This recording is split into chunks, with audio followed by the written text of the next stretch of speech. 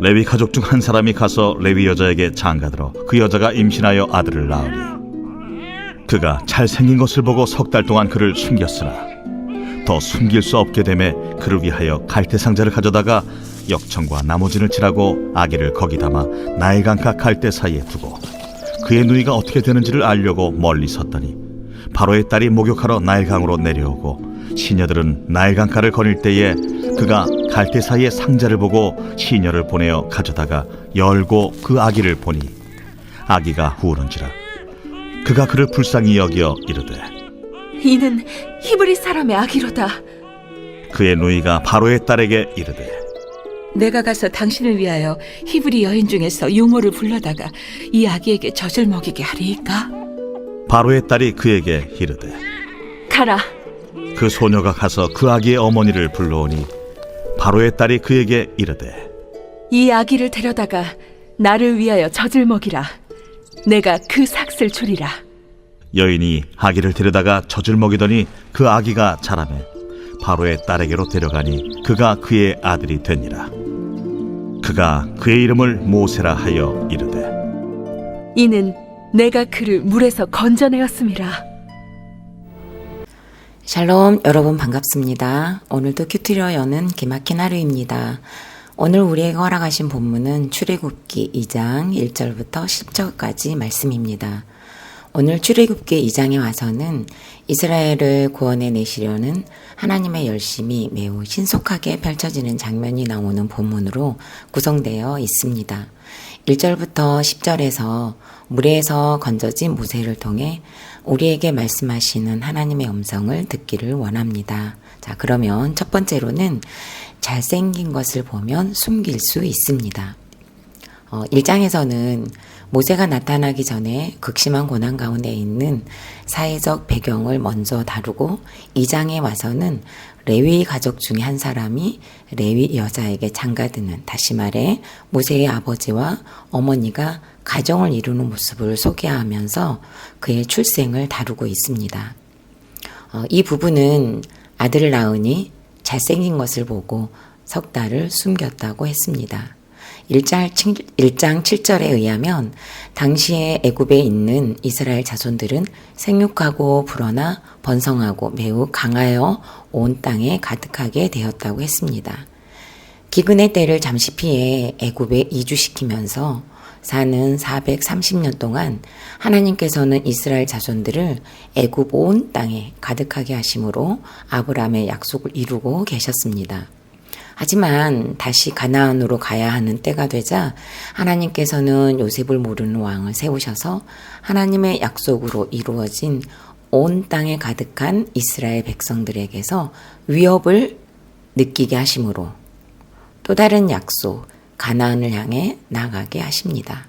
어찌 보면 지금 이스라엘 백성은 애굽에 의해 엄청난 핍박을 당하면서 고욕에 힘들어하고 이것도 모자라서 아들이 태어나면 나일강에 던지라는 바로의 포고령을 받아야 하는 정말 잔혹성이 극에 달하는 환경에서 하나님은 침묵하고 계시는 것 같지만 그 침묵의 다른 측면에서는 이스라엘을 구원하시려는 강력한 외침이 숨겨져 있는 말씀이기도 합니다.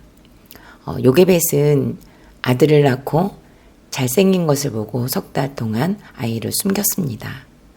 아이의 얼굴이 단지 외모적으로 잘생겨서 숨겼다는 의미가 아니라 아이의 얼굴에서 범상치 않음을 보았다는 것을 의미합니다. 아들을 낳으면 모두 나일강에 버리라고 했지만 왕의 명령을 지키지 않았을 때의 두려움보다는 내 아이라는 부모의 마음을 넘어 하나님 앞에서 이 아이를 지켜내야 한다는 약속을 바라보았다는 것을 가리킵니다. 인간적인 부모의 심정이 아니라 약속이 먼저 보였기 때문에 하나님께서 주시는 믿음의 시력이 발휘되어 약속을 알아보았다는 것입니다. 곧이어 이 시력은 소명이 되어 왕의 포고령을 어기고 울음소리가 그다지 유난하지 않고 수유를 잘해주면 거의 대부분의 시간을 잠만 자는 3개월의 시간 동안을 숨기는 담대함으로 연결되었습니다. 하나님께서는 가정을 이룬 저와 여러분에게 대부분 자녀들을 허락하셨습니다. 그러지 못한 가정도 있지만요.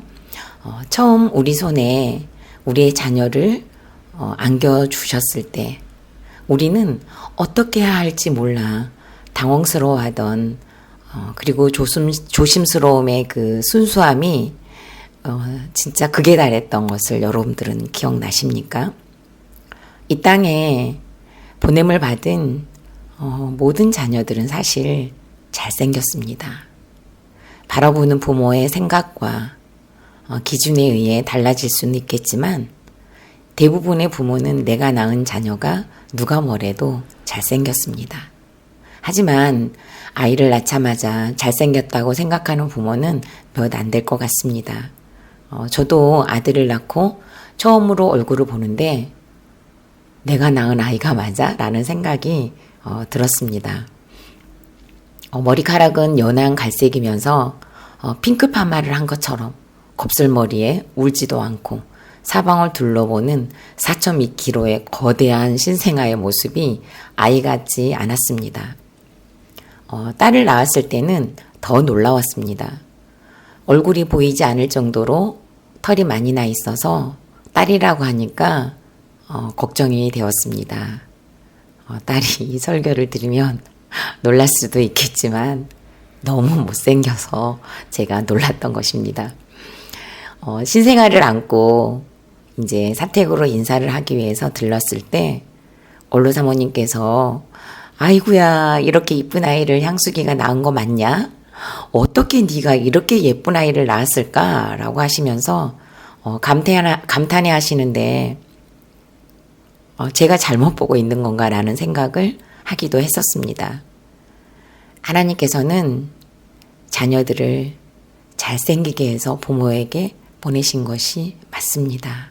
그런데 하나님께서 맡기신 자녀라는 생각보다는 인간적인 욕심으로 자녀를 바라보고 내 자녀라는 생각을 하게 되고 내 야망과 성공의 도구로 너를 위한다는 명분을 앞세워 양육하는 힘이 가해지는 순간 잘생긴 모습들은 어디로 가고 못한 것만 보이고 모자란 것만 보이고 안 된 것만 보이면서 시선이 달라지는 것 같습니다.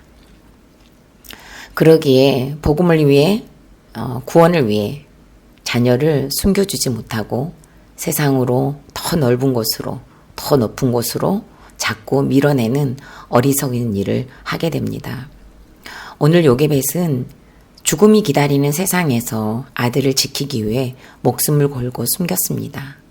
내 자녀가 아닌 하나님의 자녀라는 생각이 이 어린 모세를 숨길 수 있는 힘이 되었던 것입니다. 조금 전에 저는 말씀드렸듯이 아들과 딸이 있습니다. 이제는 청년부에 소속되어 공동체에 붙어가는 중입니다. 아직 구속사가 약한 자녀들이지만 청년부에서 구속사의 연결고리 역할을 해주기를 바라는 소망이 있습니다. 더 나아가 청년부에서 뿐만 아니라 저희 교회에서도 장년부와 각각 주일학교의 연결고리의 사명도 감당해 주었으면 하는 바람이 정말 간절합니다. 그러면 그러기 위해 저도 숨겨야 할 석 달은 무엇인가를 묵상했을 때 그것은 어떤 특별한 것이 아니라 저의 제패를 잘 노래하고 날마다 묵상한 것을 기회가 되면 놓치지 않고 잘 흘려보내는 것이라는 것을 깨닫습니다. 그리고 아들과 딸이 쏟아내는 상처의 찌꺼기를 잘 받아내주는 것도 세상으로부터 숨겨주는 조경일 것입니다. 요즘 정신과를 다니고 있는 딸은 남편에게 불편한 것들을 숨김없이 쏟아내고 있는 중입니다. 예전에는 이런 반응이 전혀 없고 무반응이었는데요. 이제는 바로바로 감정을 쏟아내고 있어서 남편이 깜짝깜짝 놀라고 당황해하는 일들이 자주 발생을 합니다. 지켜보는 제 입장에서는 딸이 많이 건강해지고 있음을 깨닫습니다. 싫거나 불편한 감정을 표현할 수 없을 정도로 우울했고 무기력했던 시간이 있었기 때문입니다. 정신과 진료를 받으면서 요즘 이렇게 지내고 있다고 하니 선생님께서 하시는 말씀이 여기 오는 대부분의 환자들이 어떤 사람인 줄 아냐고 딸에게 물었습니다. 딸은 잘 모르겠다고 하니까요. 선생님께서 말씀하시기를 환자의 대부분이 자신의 감정을 말할 수 있는 사람이 한 사람도 없어서, 그리고 또 들어줄 사람이 정말 한 사람도 없어서 여기라도 와서 말을 하면 그나마 시원하니까 오는 사람들이 대부분이라고 하시면서 너는 지금 너무 잘 하고 있다고 말씀을 해주셨습니다. 저희 부부가 아들과 딸의 쓴뿌리와 같은 감정을 잘 받아내 주는 것만으로도 자녀들을 잘 숨겨주는 것임을 다시 깨달으며 잘 받아낼 힘을 달라고 은혜를 구하게 됩니다. 뿐만 아니라 저는 부모님도 동시에 잘 숨겨드려야 하는 것도 깨닫게 하십니다. 기력이 많이 회복되신 친정 엄마께서 이제는 이것저것 이제 간섭도 하기 시작하고 남편을 바로 잡으려는 의욕이 많아지는 모습을 보면서 올라오는 불편함도 보고 있습니다. 아직 기복의 가치관이 짙으시고 또 그동안 살아오신 삶의 방식이 있다는 것과, 그리고 또 그 방식대로 살아낼 수밖에 없으셨다는 그 긍휼함과 애통함이 저에게 없다 보니 친정엄마가 잘생겨 보이지 않음을 깨닫게 됩니다. 저의 이 모습도 하나님이 보셨을 때는 잘생겨 보이지 않겠구나라는 생각을 하게 됩니다. 어제도 큐티를 하고 적용에다가 오늘은 입을 다물고 엄마의 말을 더 많이 듣겠습니다라고 적었습니다. 말을 하지 않겠다는 의미가 아니라 같은 방법으로 맞대응을 하지 않는다는 것으로 숨겨드리고 앞으로 긴 시간을 함께 살아내야 하기 때문에 엄마를 기다려주는 것으로 숨겨드려야 한다는 것을 깨닫게 하십니다. 잘생긴 것을 본다는 것은 구원의 관점에서 상대방을 본다는 것을 말합니다. 구원의 안경을 끼고 보면 어느 누구도 잘생겨 보이지 않을까요? 그렇기 때문에 날마다 우리가 말씀 앞에서 뇌 죄를 보며 내가 죄인 중에 괴수라는 것을 깨달을 때에만 사실은 우리의 시선이 이목구비에 가지 않는 것 같습니다. 그리고 또 종욕의 시선이 가지 않아야 또 구원의 안경을 끼고 또 잘생기게 보이겠죠. 나 같은 죄인을 구원하신 예수 그리스도의 은혜에 힘입어 그때서야 비로소 영혼에 관심을 가져지기 때문에 이제 그때가 되면 이제 잘생겨 보이는 시력이 생기지 않을까요? 저와 여러분이 정말 구원의 안경을 끼고 영혼에 관심을 가지면서 자녀들을 바라보고 지체들을 바라보고 또 가족들을 바라보면서 정말 내 눈에 오늘 내가 보는 사람이 잘생겨 보이는지 잘생겨 보이지 않는 것으로 내가 구원에 관심이 얼마나 많은지, 그리고 또 구원에 관심이 얼마나 없는지 그것을 판가름하는 어떤 지표가 되지 않을까라는 생각을 하게 됩니다. 질문해 보겠습니다. 여러분이 숨겨주어야 할 대상은 누구입니까? 그동안 내 욕심과 정욕으로 숨겨주지 못해 세상으로 떠내려간 자녀나 배우자, 지체가 있다면 오늘부터라도 숨겨주는 구체적인 방법은 또 무엇입니까? 두 번째로는 예수 그리스도를 믿는 자는 모세입니다. 한 아이를 키우려면 온 동네가 필요하다는 말이 있습니다. 모세가 되어지기까지 얼마나 많은 하나님의 섭리가 있었는지를 자세하게 보게 됩니다. 갓난쟁이 아들을 더 이상 숨길 수 없어서 요게벳은 그 지역에서 쉽게 구할 수 있는 갈대를 이용하고 배를 만들 때 사용하는 강한 접착력을 발휘하는 역청을 바르고 나무 진을 발라서 상자를 만들었습니다. 어미로서 할 수 있는 최선의 방법을 한 것입니다. 그리고 나머지는 죽게 맡기는 심정으로 나일강과 갈대 사이에 두고 딸 미리암에게 지켜보라고 일러둡니다. 이때 바로의 하나밖에 없는 딸이 나일강가로 와서 목욕을 하러 나오고 시녀들에 의해 갈대 사이에 끼어 있는 상자가 눈에 띄었습니다. 전승에 의하면 바로의 딸은 아이가 없었다고 하네요.